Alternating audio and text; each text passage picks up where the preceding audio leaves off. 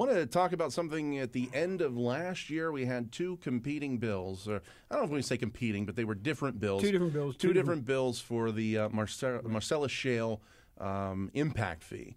Let's get an update on where we stand on that. The House and Senate have these two bills. Have there been any talks over the holidays? There have been multiple talks over the holiday at the staff level.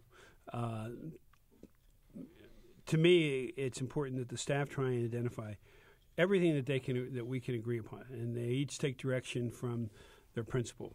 My staff takes it from me. The Senate takes it from Senator Scarnati and Senator Pileggi. The House takes it from Representative Smith and Speaker Smith and Representative Turzai. You identify everything you can agree on right up off the bat, or negotiate. Then you get to the points that, okay, now the principals have to come in and negotiate. We're very close to that point in time. I think there's been a great deal of movement by everybody, and I believe we're going to get a bill done this session. And particularly, I would like to see a bill done before the budget address of February the 7th. Oh, really? So within the next few weeks? I would like to see it. You'd like to see it. Now, one of the issues, Governor... I never predict legislation anymore.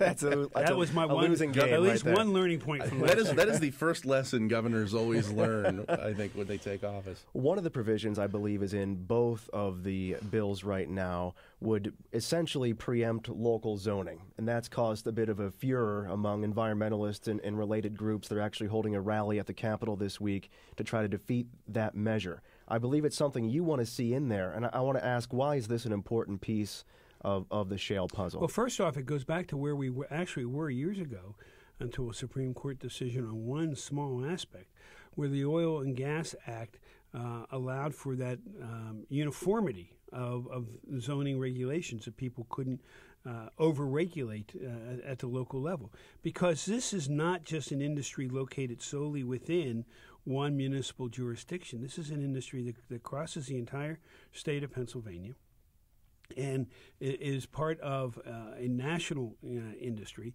There's a flow of oil, there's a flow of gas through this, and there has to be some consistency of standards that businesses, if they're going to invest in Pennsylvania, and they have been investing billions of dollars, have to know that there is consistency in the application of the zoning rules across the state of Pennsylvania before they're going to invest in this.